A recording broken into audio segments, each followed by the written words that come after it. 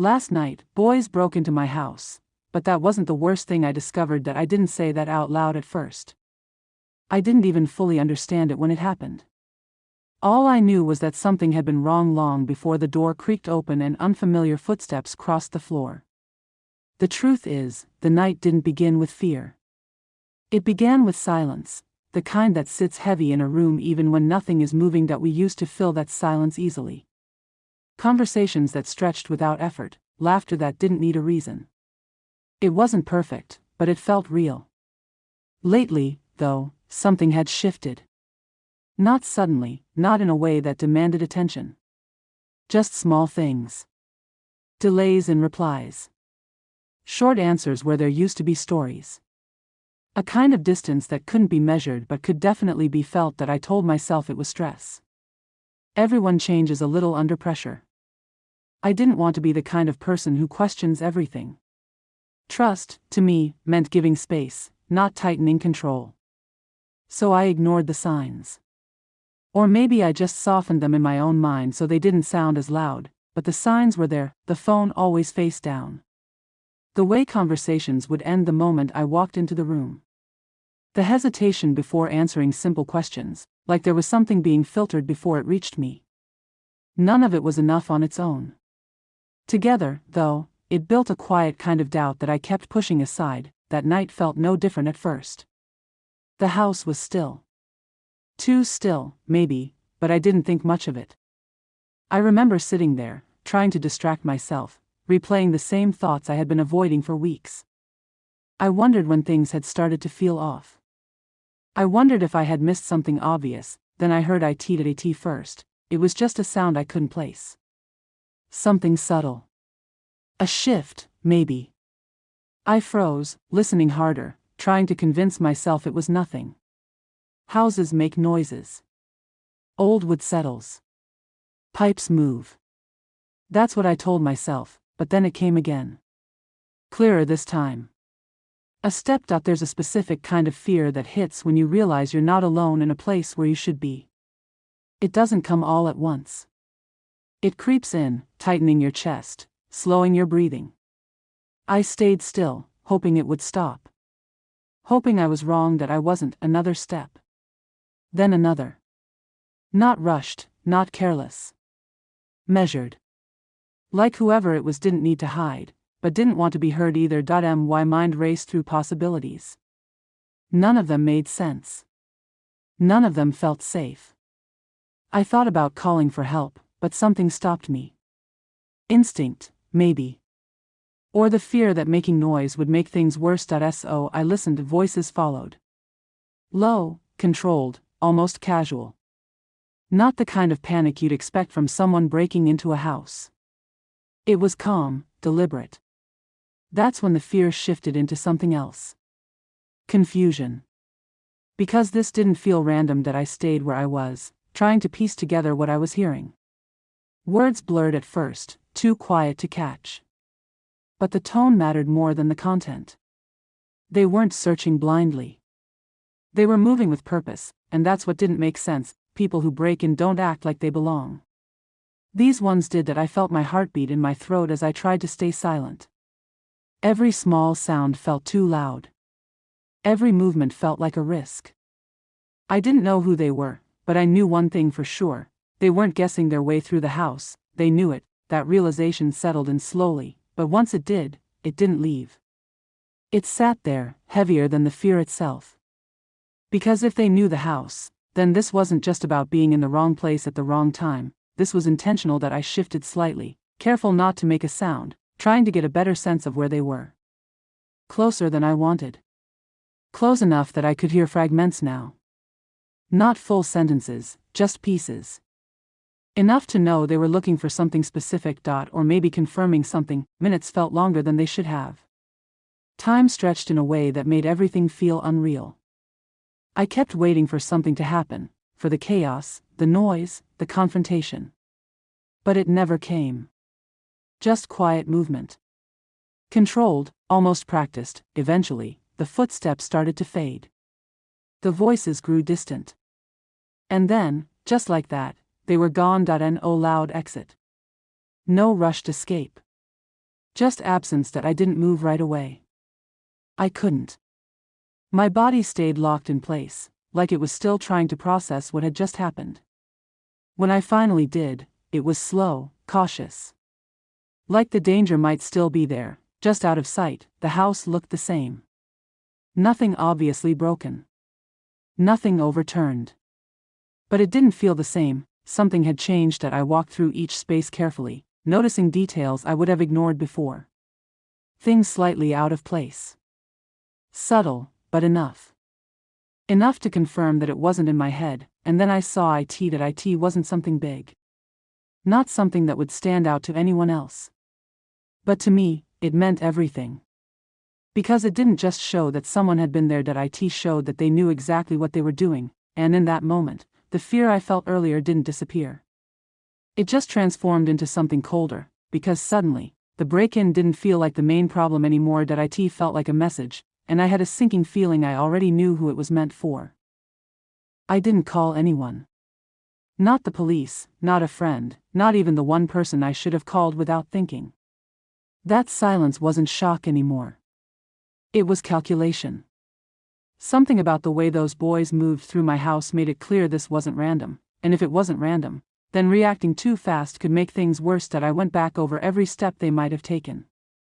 Slowly. Carefully. Not looking for damage, but for intention. What they touched, what they ignored, where they paused. It didn't take long to realize they weren't searching for valuables. The expensive things were still there, untouched, almost invisible to them. That told me everything I needed to know. They weren't there to steal. They were there to check something. That thought settled in deep, and with it came a different kind of fear. The kind that doesn't make you run, but makes you think harder. I started connecting things I had been avoiding. The late nights. The distance. The way I had been slowly pushed out of conversations without even noticing it happen, and then I remembered the voices. The time. They were just low sounds, hard to make out. But now, replaying them in my head, certain words started to stand out. Not clearly, not perfectly, but enough to feel familiar. One phrase, in particular, stuck with me. It wasn't what was said. It was how it was said. Casual. Like it belonged there, like they belonged there. That I walked into the room where I had first heard them. Nothing obvious was missing. Nothing broken. But something felt off. I couldn't explain it right away, so I stood there longer than I needed to, letting my eyes adjust to the details instead of the whole. That's when I noticed it. A drawer, slightly open. Not wide enough to catch attention at first glance, but not closed either. I knew I hadn't left it like that. I always closed it completely. Always. That I pulled it open the rest of the way, my hands steady even though my thoughts weren't. Inside, everything looked normal. Too normal. Arranged in the same order. Nothing scattered. Nothing rushed. But one thing was missing. Not something valuable. Not something anyone else would even think about taking, just something personal, and that's when it hit me. Whoever came into my house didn't just know the layout. They knew what mattered. They knew what to look for, and more importantly, what not to touch. That kind of knowledge doesn't come from observation. That it comes from someone telling you. That I stepped back, trying to slow down the way my thoughts were starting to spiral. There was still a part of me that wanted to find another explanation. Something less direct. Something that didn't point exactly where this was starting to point, but the more I thought about it, the harder that became. That I reached for my phone, not to call, but to check. Messages. Patterns. Anything that might confirm what I was beginning to understand. The conversation history looked normal at first. Too normal. Short replies. Delayed responses. Nothing that stood out on its own, but when I looked closer, there were gaps. Moments where hours passed without explanation. Times where the responses didn't match the timing. It wasn't obvious before because I hadn't been looking for it. Now I was, and once you start looking, you see more than you want to. There was a shift in tone I hadn't paid attention to before. A kind of distance that didn't come from being busy, but from being somewhere else mentally. Emotionally. Like the connection had already been redirected, and I was just receiving what was left. That I scrolled further back, trying to find where it started. There wasn't a clear point. Just a gradual change. A slow pull away that I had mistaken for normal life, but it wasn't normal. That it was deliberate. That I locked my phone and sat there, letting that thought settle. If someone had told me a week ago that I would be sitting in my own house, trying to connect a break-in to my relationship, I wouldn't have believed them. It sounded too extreme. Too unlikely, but now, it felt like the only explanation that made sense. The voices came back to me again.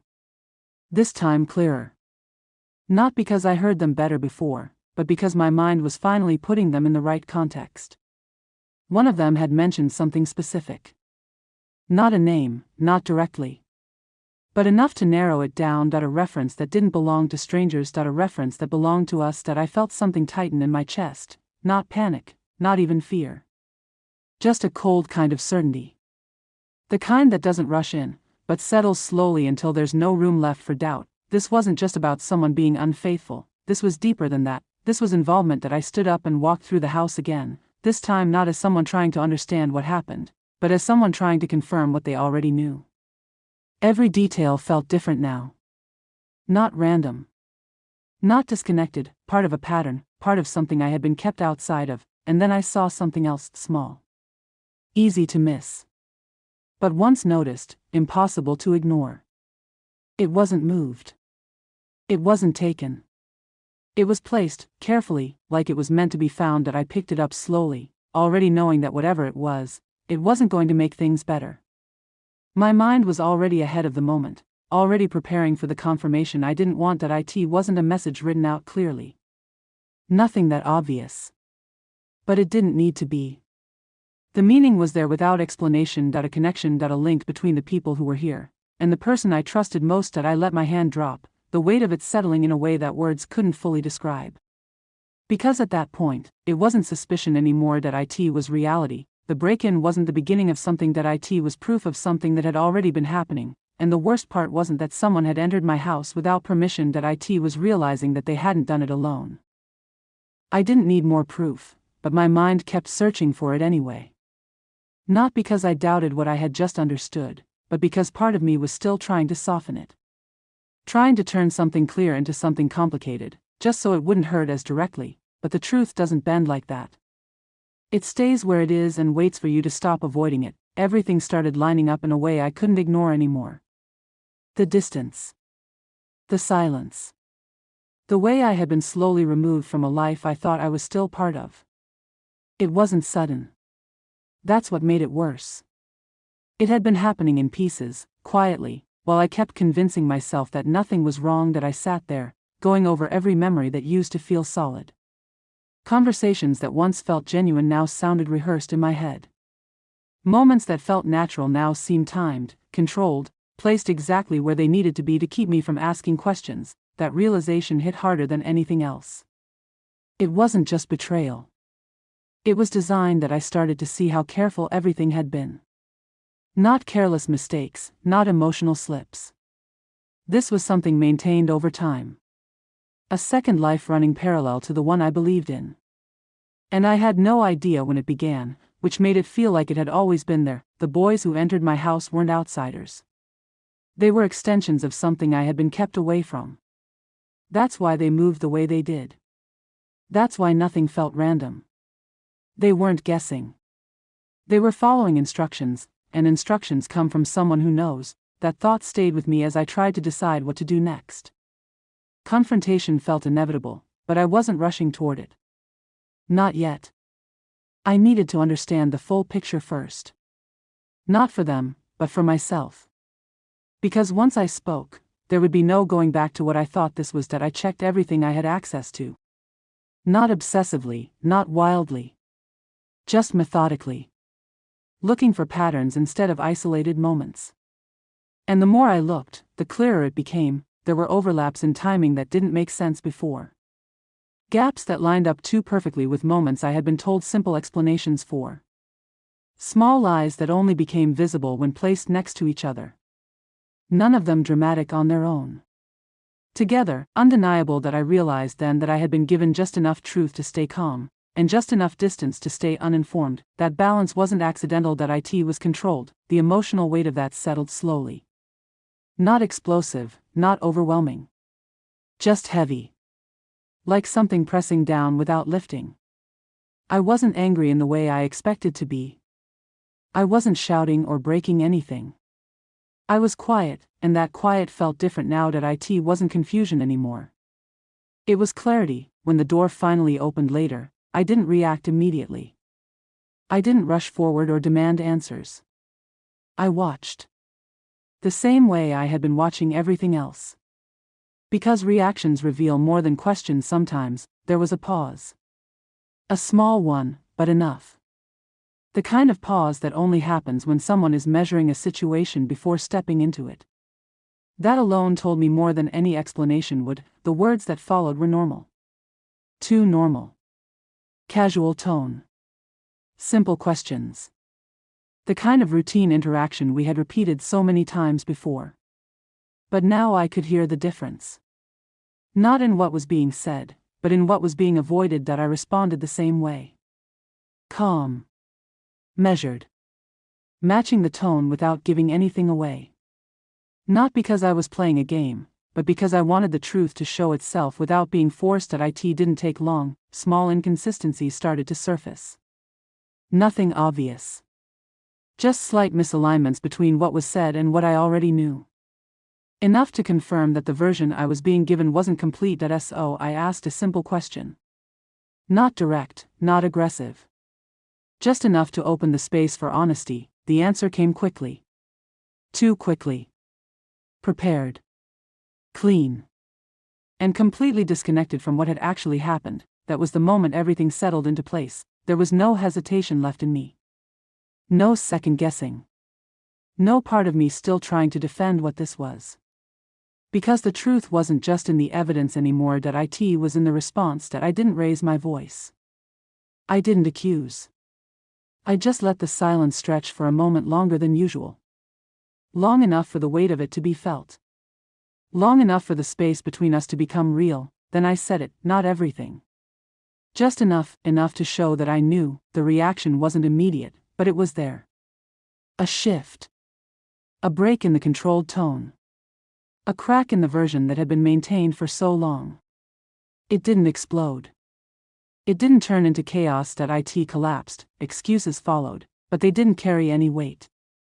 Not because they were weak, but because they were late.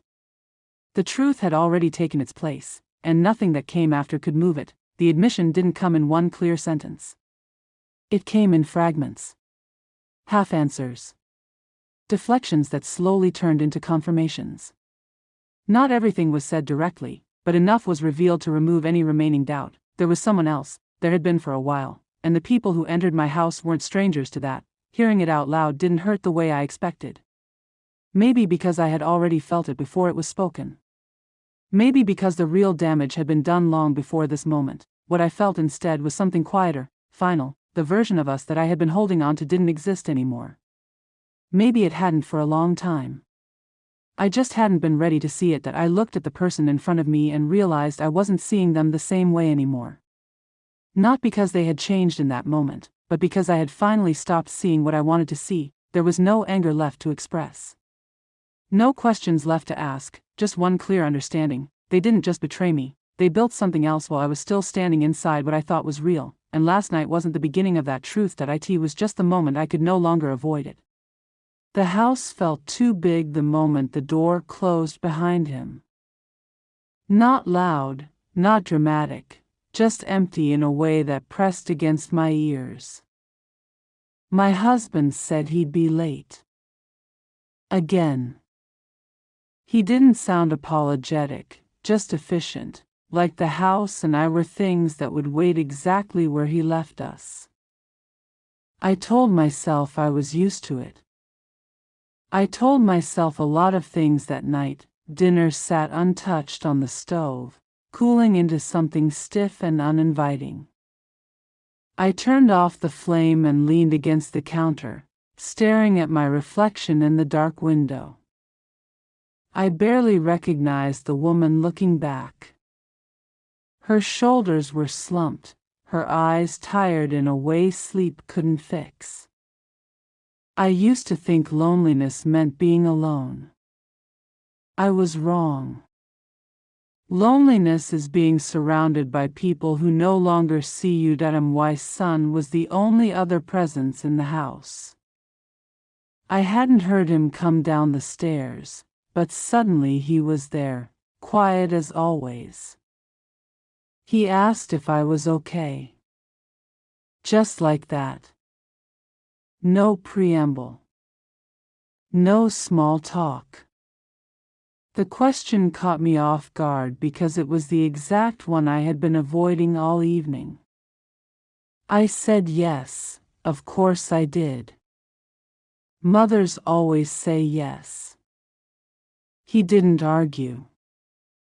He just nodded, the way he does when he knows the answer is a lie but doesn't want to embarrass me by pointing it out. We ate together at the table, the two of us sitting across from each other in a space meant for three. The empty chair felt louder than anything we said. He told me about his day, about things that mattered to him in a way that felt careful, deliberate.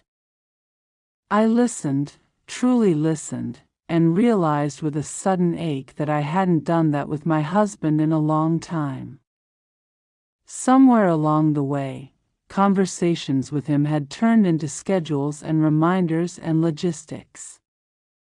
With my son, the words still meant something. When he finished eating, he didn't rush away like he usually did. He stayed, his elbows on the table, watching me with an intensity that made me shift in my seat. It wasn't unsettling exactly. It was attentive. Like he was making sure I didn't disappear if he looked away. I laughed it off and asked why he was staring. He shrugged and said I seemed sad lately. I opened my mouth to deny it, then closed it again. The truth sat heavy in my chest, unspoken but undeniable that I don't remember deciding to tell him anything. It just happened. A sentence slipped out about how his father had been busy. Another about how sometimes adults don't talk the way they should. I stopped myself before I went too far, but the line had already shifted. He listened without interrupting, his face serious, his posture still. When I finished, he said something simple, that I deserved to be happy. The words shouldn't have hit me the way they did, but they did. They landed somewhere tender and stayed there. I reached across the table without thinking and squeezed his hand. It was meant to be reassuring, nothing more. Mothers comfort their children all the time. Still, the moment lingered longer than it should have. I felt his fingers tighten slightly around mine, like he was anchoring me. The contact grounded me and unsettled me all at once. I pulled my hand back and stood up too quickly, pretending to clear the dishes. Later, we sat in the living room, the television on but neither of us really watching. The glow painted the walls in shifting colors. He sat closer than usual, close enough that I could feel the warmth of him through the fabric of my sleeve. I told myself it was normal. The house was quiet. It was late. He leaned his head against my shoulder, and my first instinct was to let him. He was still my child. He still needed me. That was the story I clung to, but as the minutes passed, I became painfully aware of how much I needed him too. His presence filled the space my husband had left behind, and the relief of that scared me. I thought about moving away, about putting some distance between us, but the thought felt colder than the room itself. I stayed where I was, frozen between what was right and what was easy. When he finally spoke, his voice was soft, almost careful. He said I didn't have to pretend with him. That line, more than anything else, lodged itself in my chest. I stared straight ahead, afraid that if I looked at him, something unspoken would become real. I realized then that the evening had shifted in a way I couldn't name yet. The house wasn't just quiet anymore. It was holding its breath that if I had known that this was the moment everything tilted, that the absence of my husband would create a presence far more complicated, I would have stood up. I would have said goodnight. I would have walked away. Instead, I stayed sitting there, telling myself I was just tired, just lonely, just human, never imagining how much those justifications were about to cost me.